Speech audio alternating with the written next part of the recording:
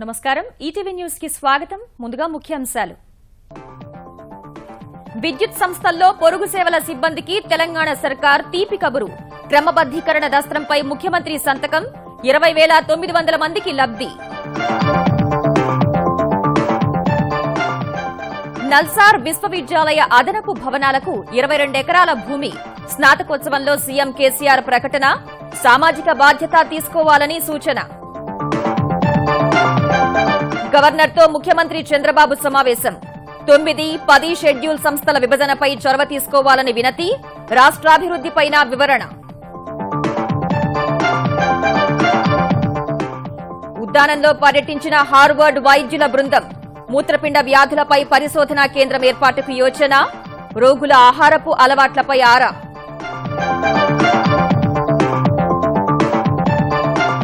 గుజరాత్లో ఎమ్మెల్యేలను కాపాడుకునేందుకు కాంగ్రెస్ పార్టీలు 44 మందితో బెంగళూరులో క్యాంప్ ఏర్పాటు అధికార ప్రతిపక్షాల మధ్య విమర్శలు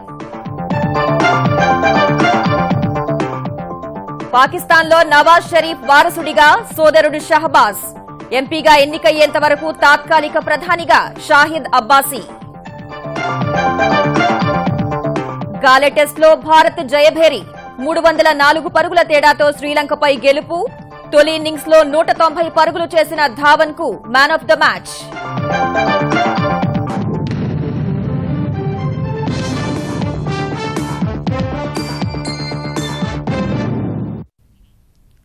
విద్యుత్ సంస్థల్లో పనిచేస్తున్న పొరుగు సేవల సిబ్బందికి తెలంగాణ సర్కార్ తీపి కబురు అందించింది ఇచ్చిన హామీకి అనుగుణంగా క్రమబద్దీకరణ దస్త్రంపై ముఖ్యమంత్రి కేసీఆర్ సంతకం చేశారు ఫలితంగా మొత్తం 20,903 మంది పొరుగు సేవల సిబ్బంది ఇకపై పూర్తిస్థాయి ఉద్యోగులు కానున్నారు పొరుగు సేవల సిబ్బందిని క్రమబద్దీకరించాలని జెన్కో ట్రాన్స్కో ఉత్తర డిస్కం దక్షిణ డిస్కంల పాలక మండళ్లు ప్రభుత్వానికి సిఫారసు చేశాయి తెలంగాణ ప్రభుత్వ ప్రధాన కార్యదర్శి ఎస్పీ సింగ్ విద్యుత్ న్యాయ ఆర్థిక శాఖల కార్యదర్శులతో ఇవాళ సమావేశమైన విద్యుత్ శాఖ మంత్రి జగదీష్ రెడ్డి క్రమబద్దీకరణ సిఫార్సుల్ని ముఖ్యమంత్రి ఆమోదం కోసం పంపారు వాటికి ఆమోదం తెలిపిన కేసీఆర్ సంబంధిత దస్త్రంపై సంతకం చేశారు ట్రాన్స్కోలో 4,197 జెన్కోలో 2,914 ఉత్తర డిస్కంలో 4,333 దక్షిణ డిస్కంలో 9,459 మంది పొరుగు సేవల సిబ్బందిని క్రమబద్దీకరించనున్నారు విద్యుత్ సంస్థల్లో తక్కువ జీతంతో ఏళ్ల తరబడి పనిచేస్తున్న పొరుగు సేవల సిబ్బందిని క్రమబద్దీకరించడంపై సీఎం సంతోషం వ్యక్తం చేశారు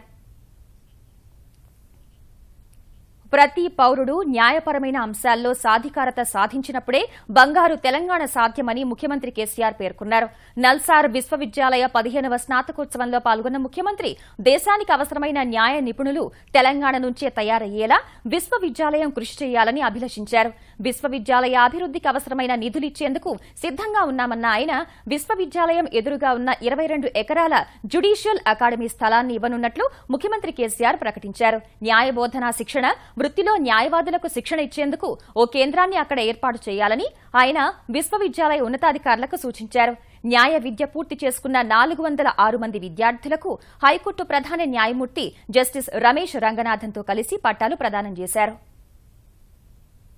I would like to request Nalsar to undertake extensive legal education program in Telangana state and later extend it to the other parts of the country. Let Nalsar become the first national law university in the country to start a 3-year state-of-art LLB program. 3-year state-of-art LLB program with 50% seats reserved for the residents of Telangana. The state government would fully finance this course. While there is a judicial academy to address the educational needs of the judges, no such continuing education program is available anywhere in the country for the lawyers. It would be appropriate for the university to launch a Barrett Law program for lawyers who wish to upgrade their educational qualifications and shorter continuing education courses for others. Let the first Barrett Law course in India be started in Telangana so that our state takes the leadership role in not only enhancing advocacy skills of our lawyers but also help the country as a whole in getting litigation lawyers. ముఖ్యమంత్రి చంద్రబాబు హైదరాబాద్ లో governor ESL నరసింహన్ను మర్యాదపూర్వకంగా కలిశారు. ఆంధ్రప్రదేశ్లో చేపడుతున్న అభివృద్ది కార్యక్రమాలను గవర్నర్కు వివరించారు. తెలుగు రాష్ట్రాల మధ్య విభజన చట్టంలో అపరిష్కృతంగా ఉన్న పెండింగ్ అంశాల పరిష్కారానికి చొరవ చూపాలని గవర్నర్ను కోరినట్లు సమాచారం.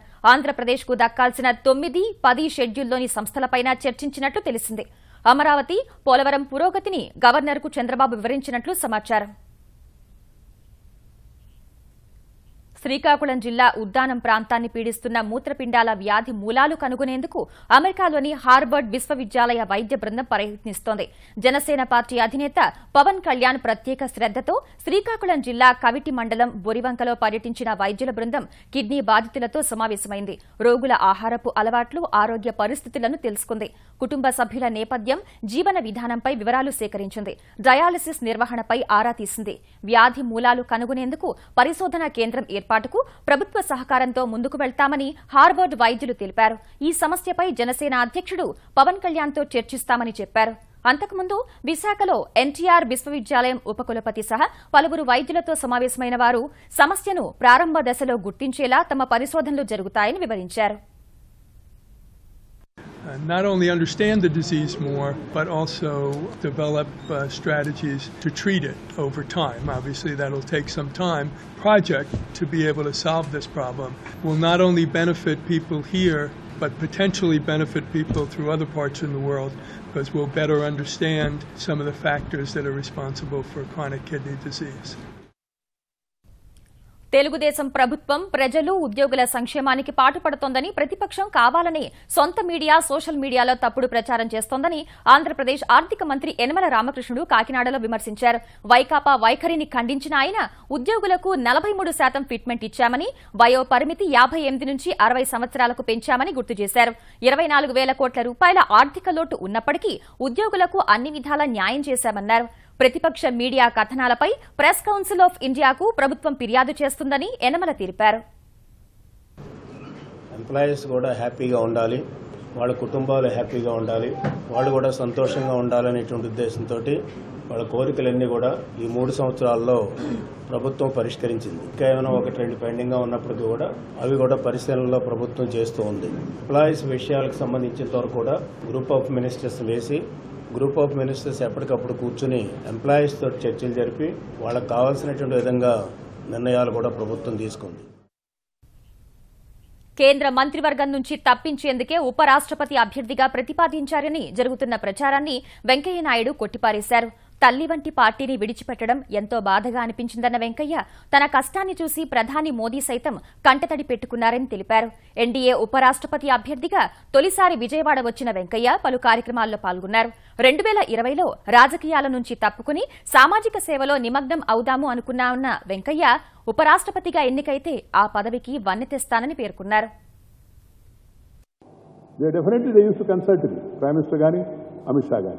అలాంటప్పుడు వాళ్ళు అనేది పంపించేస్తారు. దానికే తీసుకొచ్చి ఇక్కడ ఆంధ్రప్రదేశ్లో ముడిపెట్టడం. రాజకీయ పరిస్థితులను బట్టి పార్టీ ఎదగతాయి. అంతేకాని ఒక నాయకుడు గొప్పవాడేది మాత్రం పార్టీ ఎదగదు.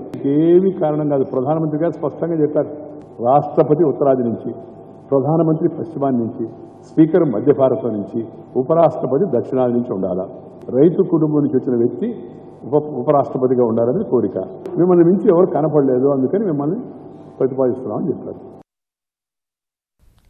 కష్టపడే తత్వంతోనే వెంకయ్యనాయుడు ఉన్నత స్థాయికి ఎదిగారని విజయవాడలో ఏర్పాటు చేసిన ఆత్మీయ సభలో పలువురు నాయకులు ప్రశంసించారు. వెంకయ్యతో తమ అనుబంధాన్ని గుర్తు చేసుకున్నారు. ఉపరాష్ట్రపతితో పాటు రాష్ట్రపతి పదవిని కూడా ఆయన అలంకరిస్తారని ఆశాభావం వ్యక్తం చేశారు. నామినేషన్ ఉపరాష్ట్రపతి వేసిన తర్వాత కూడా 2 లక్షల పైగా అర్బన్ గృహాలను మంజూరు చేసినటువంటి తీరు, 25 సంవత్సరాలు టీచర్స్ ఏకీకృత సర్వీసులు సంబంధించినటువంటి జటిలమైన సమస్యని పరిష్కరించిన తీరు, ఈ సమస్యకి పరిష్కారం నా చేతిలో ఉంది, చేసిపోదామని అనుకున్నారు తప్పితే వేరేగా భావించలేదు అని అంటే వారి యొక్క జాతీయ దృక్పథానికి, వారి అంకిత భావానికి చిన్న నిదర్శనం. ఈయన ఉపరాష్ట్రపతి కాదు, రాష్ట్రపతిగా కూడా రాబోయే రోజులు, ఎందుకంటే వచ్చేది బీజేపీ ప్రభుత్వమే, ఖచ్చితంగా ఆయన రాష్ట్రపతిగా కూడా ఉంటారు. 2 మనకు అందుబాటులో ఉండరు అనే ఒక ఆలోచన కూడా మనం మర్చిపోవచ్చు. ఖచ్చితంగా దట్ ఈజ్ వెంకయ్యనాయుడు అనేది ఆయన ఎప్పుడు కూడా చూపిస్తూ ఉంటాడు. ఇవాళ ఉపరాష్ట్రపతి కానీ రాష్ట్రపతి కానీ ఇలా కాదు, ఇలా ఉండాలనేది ఖచ్చితంగా ఆయన చూపిస్తాడు. పనామా గేట్ కుంభకోణంలో సుప్రీంకోర్టు అనర్హుడిగా ప్రకటించడంతో పాక్ ప్రధాని పదవి కోల్పోయిన నవాజ్ షరీఫ్ తన సోదరుడు పంజాబ్ ముఖ్యమంత్రి షహబాజ్ ను వారసుడిగా ఎంపిక చేశారు. పాకిస్తాన్ ముస్లిం లీగ్ పీఎంఎల్ఎన్ జరిపిన సమావేశంలో ఈ మేరకు నిర్ణయం తీసుకున్నారు. దాదాపు 3 గంటలు జరిగిన ఈ సమావేశంలో షహబాజ్ పార్లమెంట్ సభ్యుడిగా ఎన్నికయ్యే వరకు తాత్కాలిక ప్రధానిగా పార్టీ సీనియర్ నేత షాహిద్ అబ్బాసీ బాధ్యతలు అప్పగించాలని తీర్మానించారు. అబ్బాసీ 45 రోజులు ప్రధానిగా ఉంటారని తెలుస్తోంది. షహబాజ్ ఎంపీగా ఎన్నికైన తర్వాత ప్రధాని పదవికి అబ్బాసీ రాజీనామా చేస్తారు. గర్భిణీలు బాలింతలకు పౌష్టిహారం అందించాలనే ఉద్దేశంతో ప్రవేశపెట్టిన అన్న అమృతహస్తం పథకంలో అవినీతి జరిగితే కఠిన చర్యలు తీసుకుంటామని ఆంధ్రప్రదేశ్ స్త్రీ శిశు సంక్షేమ శాఖ మంత్రి పరిటాల సునీత హెచ్చరించారు. అనంతపురంలో ప్రభుత్వ అంధుల ఆశ్రమాన్ని ప్రారంభించిన అనంతరం పట్టణంలోని ఓ అంగన్వాడీ కేంద్రాన్ని మంత్రి ఆకస్మికంగా తనిఖీ చేశారు. సీడీపీఓలు అంగన్వాడీ కేంద్రాలను నిత్యం పరిశీలిస్తూ ఉండాలని, కార్యాలయాలకు పరిమితం కావడం సరికాదని సూచించారు. పీడీ అనే వాళ్ళు కూడా స్ట్రాంగ్ గా ఉంటే సీడీపీఓ స్ట్రాంగ్ గా ఉంటారు. కింద స్థాయి ఉండాలి కూడా బాగా గట్టిగా ఉండి వర్క్ బాగా చేస్తారు. వచ్చిన పిల్లలకు మంచి ఫుడ్ పెడతారు. బాలింతలు కానీ ప్రెగ్నెంట్ లేడీస్ కూడా ఇబ్బంది లేకుండా చూసే బాధ్యత కూడా వాళ్ళు. ఎవరైనా సరే ఈ సక్రమంగా పని చేయకుండా నీట్నెస్ లేకుండా ఇవి కూడా అవకతవకలు జరిగి పక్కదారు పడుతున్నాయంటే దీన్ని సస్పెండ్ చేసేదానికి లేదు కానీ వీళ్ళని ఇంటికి పంపించేదానికి కూడా వెనకాలని కూడా తెలియజేస్తుంది. మాదక ద్రవ్యాల కేసులో ఎక్సైజ్ శాఖ ప్రత్యేక దర్యాప్తు బృందం సిట్ ఇవాళ సినీ నటుడు రవితేజ డ్రైవర్ శ్రీనివాసరావును 3 గంటలు ప్రశ్నించింది. ప్రధానంగా కెల్విన్ ముఠాతో సంబంధాలు, కెల్విన్ తో రవితేజకు ఉన్న సంబంధాలపైనే అడిగినట్లు తెలిసింది. కెల్విన్ కు అధిక సార్లు శ్రీనివాసరావు ఫోన్ నుంచి కాల్స్ ఎందుకు వెళ్లాయని ప్రశ్నించినట్లు సమాచారం. మాదక ద్రవ్యాల సరఫరాపై ఏమైనా చర్చలు జరిగాయా, రవితేజ డ్రగ్స్ తీసుకునేవారా అని అడిగినట్లు తెలిసింది. ఉదయం 10:30 గంటలకు ఎక్సైజ్ శాఖ కార్యాలయానికి చేరుకున్న డ్రైవర్ శ్రీనివాసరావు మధ్యాహ్నం 1:30కు వెళ్లిపోయారు. ఈ కేసులో రోహిత్ అగర్వాల్, ధనీష్ రాజాదన్ అనే వ్యక్తుల్ని కూడా అధికారులు ప్రశ్నించారు. సోమవారం నటుడు తనీష్ విచారణకు హాజరు కానున్నట్టు సిట్ తెలిపింది. గోదావరి, కృష్ణా నదులపై అనుమతి లేకుండా ఆంధ్రప్రదేశ్ ప్రభుత్వం కొత్త ప్రాజెక్టులు చేపడుతోందని కేంద్ర జల సంఘానికి మరోసారి తెలంగాణ ప్రభుత్వం ఫిర్యాదు చేసింది. కొత్త ప్రాజెక్టులు నిర్మించకుండా ఏపీని ఆపాలని కోరిన తెలంగాణ ప్రభుత్వం ఇరు రాష్ట్రాల మధ్య సమస్యలను పరిష్కరించాలని కోరింది. సమస్యలపై చర్చకు అత్యున్నత మండలి సమావేశం ఏర్పాటు చేయాలని, ఏపీలో పోలవరం, పట్టిసీమ ద్వారా గోదావరి బేసిన్ నుంచి కృష్ణా బేసిన్ కు నీరు తరలిస్తున్నారని ఫిర్యాదులో పేర్కొంది. పోలవరం, పట్టిసీమ నీటి మేరకు తమకు అదనపు నీరు ఇవ్వాలన్న తెలంగాణ డీపీఆర్ ఇవ్వకుండా ఆంధ్రప్రదేశ్ కొత్త ప్రాజెక్టుల్ని చేపట్టిందని పేర్కొంది.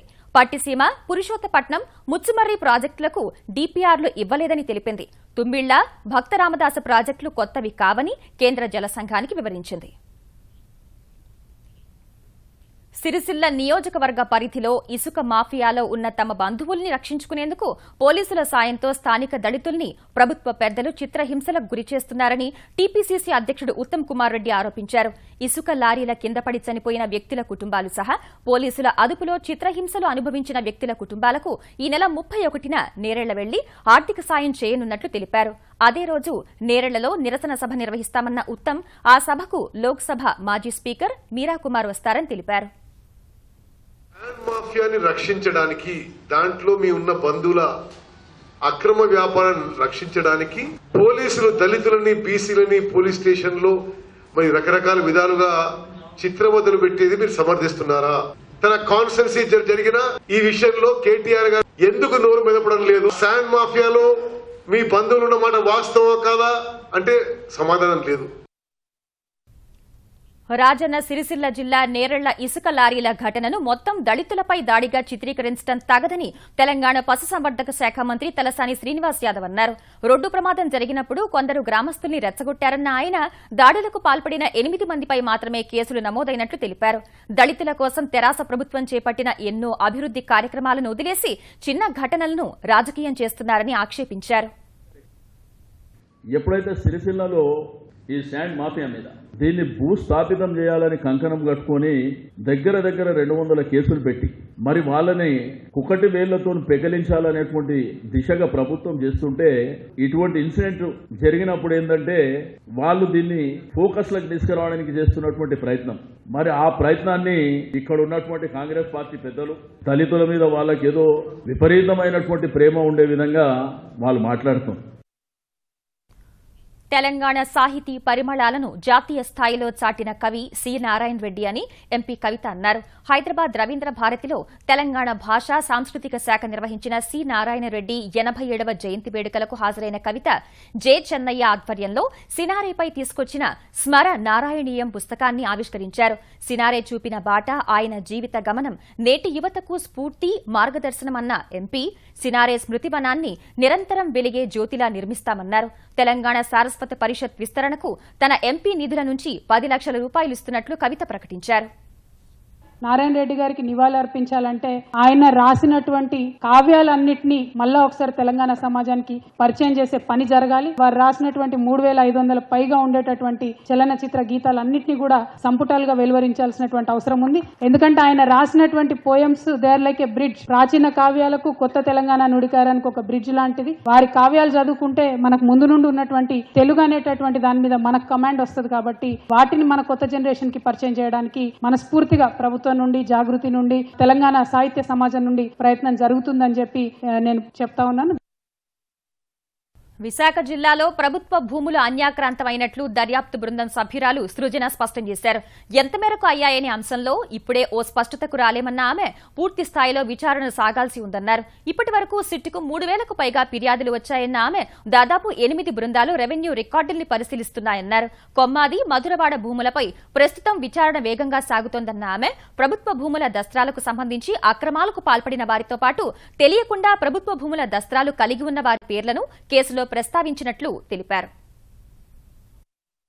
గవర్నమెంట్ ల్యాండ్ ఎప్పుడైనా 1Bలో చేరిందా లేదా అనే విషయాన్ని పరిశీలించడం కోసం అన్ని గ్రామాలు, మండలాలకి సంబంధించిన 1Bలు 22A లిస్టులతో కంపేర్ చేస్తున్నాం. ప్రభుత్వ భూమి అన్యాక్రాంతం అయిపోయినప్పుడు అందులో ఎవరెవరికి పాత్ర ఉంది అని అనుమానం ఉండే వాళ్ళందరి మీద కేసులు పెట్టడం జరుగుతుంది. కొమ్మాది, మధురవాడలో మొదటిగా 29 పేర్లు ఎఫ్ఐఆర్ చేయడం జరిగింది. ప్రతి కేసుని బట్టి ఆ సంఖ్య ఇప్పటికీ 60 దాకా చేరుకుంది.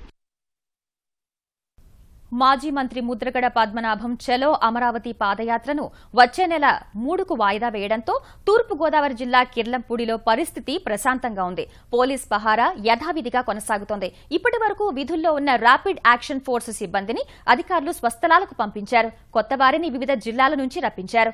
తూర్పుగోదావరి జిల్లా వ్యాప్తంగా ఎక్కడా నిరసనలు చోటు చేసుకోలేదు. జిల్లాలో 144 సెక్షన్లు కొనసాగిస్తున్నారు. పేదల జీవితాల్లో వెలుగులు నింపే శక్తి చదువుకే ఉందని కేంద్ర కార్మిక శాఖ మంత్రి బండారు దత్తాత్రేయ అన్నారు. ఖైరతాబాద్ శాసనసభ్యుడు చింతల రామచంద్రారెడ్డి ఆధ్వర్యంలోని నేమీ ఫౌండేషన్ హైదరాబాద్లో నిర్వహించిన బడిగుడి కార్యక్రమంలో ఆయన పాల్గొన్నారు. సర్కారీ బడుల్లో చదువుతున్న 10,600 మంది విద్యార్థులకు స్కూలు బ్యాగులు, సైకిళ్లు పంపిణీ చేశారు. నగరంలోని బాలికల పాఠశాలల అభివృద్ధికి 2 కోట్లు కేటాయించనున్నట్లు దత్తాత్రేయ తెలిపారు.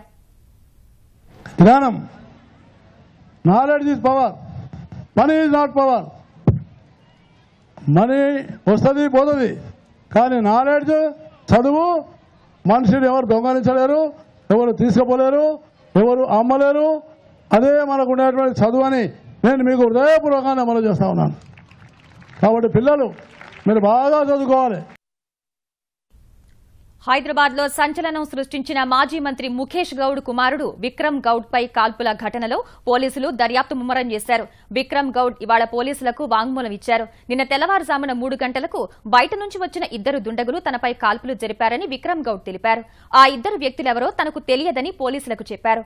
ఆ సమయంలో ఇంటి ప్రధాన గేట్ ఎందుకు తెరిచి ఉంచారని పోలీసులు ప్రశ్నించగా తెల్లవారుజామున దర్గాలో అన్నదానం ఉన్నందున అక్కడికి వెళ్లడానికి సిద్దమవుతున్నామని, ఆ సమయంలో గేటు తెరిచి ఉంచామని విక్రమ్ గౌడ్ దంపతులు చెప్పారు.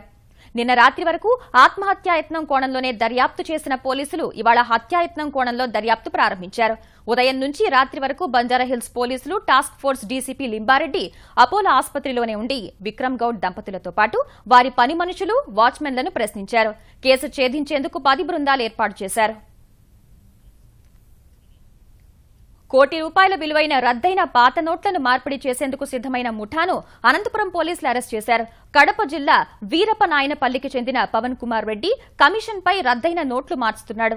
తమ్ముడు బావమర్ది సహా 13 మందితో ముఠాగా ఏర్పడి అధికారులు వ్యాపారులకు నోట్లు మార్చి పెడుతున్నాడు. ఇదే క్రమంలో కడప జిల్లాలోని రాయలసీమ పవర్ ప్లాంట్లో ఏఈగా పనిచేస్తున్న రామకృష్ణారెడ్డి వద్ద 5 లక్షల కమిషన్ కు ₹1 కోటి విలువైన నోట్లు మార్చేందుకు తీసుకున్నాడు. పక్కా సమాచారంతో అనంతపురం 3వ పట్టణ పోలీసులు వారిని పట్టుకుని ₹1 కోటి విలువైన పాత నోట్లు, 12 సెల్ ఫోన్లు, ఒక స్కార్పియో వాహనాన్ని స్వాధీనం చేసుకున్నారు. ఉత్తర కొరియా తాజా క్షిపణి పరీక్షపై అమెరికా, దక్షిణ కొరియా మండిపడుతున్నాయి. అమెరికాలోని ఏ ప్రాంతంపైనైనా అణుదాడి చేసే సామర్థ్యం సొంతమైందని ఉత్తర కొరియా అధ్యక్షుడు కిమ్ జాంగ్ ఉన్ చేసిన ప్రకటనతో తీవ్ర ఆగ్రహంగా ఉన్న అమెరికా దక్షిణ కొరియాతో కలిసి సైనిక చర్యకు దిగే అంశాన్ని పరిశీలిస్తోంది. అగ్రరాజ్య హెచ్చరికలు లెక్క చేయకుండా నిన్న ఉత్తర కొరియా పరీక్షించిన ఖండాంతర క్షిపణి క్వాసాంగ్ 14 దాదాపు 10,000 కిలోమీటర్ల దూరంలోని లక్ష్యాన్ని ఛేదించగలదని నిపుణులు అంచనా వేశారు. అంటే న్యూయార్క్, వాషింగ్టన్ వంటి నగరాలపైన ఉత్తర కొరియా దాడి చేయగలదని అంచనా వేశారు. క్షిపణి పరీక్షను దక్షిణ కొరియా, జపాన్, అమెరికా తీవ్రంగా ఖండించాయి. నిర్లక్ష్యపూరితమైన ప్రమాదకరమైన చర్యకు ఉత్తర కొరియా పాల్పడిందని అమెరికా అధ్యక్షుడు ట్రంప్ విమర్శించారు. అమెరికాను, మిత్ర దేశాల్ని కాపాడుకునేందుకు తగిన చర్యలు తీసుకుంటామన్నారు. క్షిపణి పరీక్ష నేపథ్యంలో అమెరికా నేతృత్వంలోని క్షిపణి నిరోధక వ్యవస్థను ఏర్పాటు చేసే అంశాన్ని వేగవంతం చేస్తామని దక్షిణ కొరియా ప్రకటించింది. చైనా మాత్రం ఉద్రిక్తతలు పెరగకుండా అన్ని పక్షాలు సంయమనంతో వ్యవహరించాలని హితవు పలికింది. గుజరాత్లో వచ్చే నెల రాజ్యసభ ఎన్నికలు జరగనున్న వేళ 6 ఎమ్మెల్యేలు భాజపాలో చేరడంతో కాంగ్రెస్ క్యాంప్ రాజకీయాలకు తెరతీసింది. 44 మంది ఎమ్మెల్యేలను బెంగళూరు సమీపంలోని ఒక రిసార్టుకు తరలించింది. గుజరాత్లో 3 రాజ్యసభ స్థానాలకు ఆగస్టు 8న ఎన్నికలు జరగనుండగా 2 స్థానాల్లో భాజపా అభ్యర్థుల గెలుపు ఖాయమైంది. 3వ స్థానంలో కాంగ్రెస్ అభ్యర్థి అహ్మద్ పటేల్ కు గట్టిపోటీ ఇస్తూ బలవంత్ సింగ్ రాజ్పుత్ ను భాజపా బరిలోకి దించింది. 6 భాజపాలో చేరడంతో ప్రతిపక్ష ఎమ్మెల్యేల సంఖ్య 57 నుంచి 51కి తగ్గిపోయింది. మిగిలిన 51 మంది శాసనసభ్యుల్లో బెంగళూరు వచ్చేందుకు 7 నిరాకరించగా 44 మందిని కాంగ్రెస్ అధిష్టానం క్యాంపునకు తరలించింది. పార్టీ మారాల్సిందేనంటూ బెదిరింపులు వస్తున్నందున ఎమ్మెల్యేల భద్రత కోసం రిసార్టుకు తరలించినట్లు కాంగ్రెస్ సమర్థించుకోగా సొంత శాసనసభ్యులపైనే ప్రతిపక్షానికి నమ్మకం లేదని భాజపా ఎద్దేవా చేసింది. ఆర్జేడీ కాంగ్రెస్ తో తెగదెంపులు చేసుకుని ఎన్డీఏ మద్దతుతో 6సారి బీహార్ ముఖ్యమంత్రి పదవి చేపట్టిన నితీష్ కుమార్ మంత్రివర్గాన్ని విస్తరించారు. మిత్రపక్షాలైన భాజపా, లోజపాతో తగిన ప్రాధాన్యమిస్తూ మొత్తం 27 మందిని కొత్తగా మంత్రివర్గంలో చేర్చుకున్నారు. పట్నాలోని రాజ్భవన్లో గవర్నర్ కేఎన్ త్రిపాఠి సమక్షంలో వీరంతా మంత్రులుగా ప్రమాణం చేశారు. గురువారం నితీష్ కుమార్ తో పాటు ఉప ముఖ్యమంత్రిగా సుశీల్ కుమార్ మోదీ మాత్రమే బాధ్యతలు చేపట్టగా నేడు జేడీయూ నుంచి 14 మంది, భాజపా నుంచి 12 మంది, లోజపా నుంచి 1 ప్రమాణ స్వీకారం చేశారు. భాజపా నేతలు ప్రేమ్ కుమార్, నందకిషోర్ యాదవ్, కేంద్ర మంత్రి రామ్ విలాస్ పాస్వాన్ సోదరుడు పశుపతి పరాస్ బీహార్ మంత్రులుగా ప్రమాణం చేసిన వారిలో ఉన్నారు. ఇక ముఖ్యాంశాలు మరోసారి. విద్యుత్ సంస్థల్లో పొరుగు సేవల సిబ్బందికి తెలంగాణ సర్కార్ తీపి కబురు. క్రమబద్దీకరణ దస్తంపై ముఖ్యమంత్రి సంతకం. 20,900 మందికి లబ్ది. నల్సార్ విశ్వవిద్యాలయ అదనపు భవనాలకు 22 ఎకరాల భూమి. స్నాతకోత్సవంలో సీఎం కేసీఆర్ ప్రకటన. సామాజిక బాధ్యత తీసుకోవాలని సూచన. గవర్నర్తో ముఖ్యమంత్రి చంద్రబాబు సమావేశం. 9, 10 షెడ్యూల్ సంస్థల విభజనపై చొరవ తీసుకోవాలని వినతి. రాష్ట్రాభివృద్దిపైన వివరణ. ఉద్యానంలో పర్యటించిన హార్వర్డ్ వైద్యుల బృందం. మూత్రపిండ వ్యాధులపై పరిశోధనా కేంద్రం ఏర్పాటుకు యోచన. రోగుల ఆహారపు అలవాట్లపై ఆరా.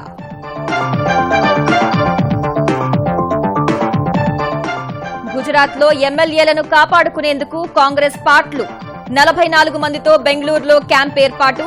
అధికార ప్రతిపక్షాల మధ్య విమర్శలు. పాకిస్తాన్లో నవాజ్ షరీఫ్ వారసుడిగా సోదరుడు షహబాజ్. ఎంపీగా ఎన్నికయ్యేంత వరకు తాత్కాలిక ప్రధానిగా షాహిద్ అబ్బాసీ. గాలే టెస్టులో భారత్ జయభేరి. 304 పరుగుల తేడాతో శ్రీలంకపై గెలుపు. తొలి ఇన్నింగ్స్ లో 190 పరుగులు చేసిన ధావన్ కు మ్యాన్ ఆఫ్ ద మ్యాచ్.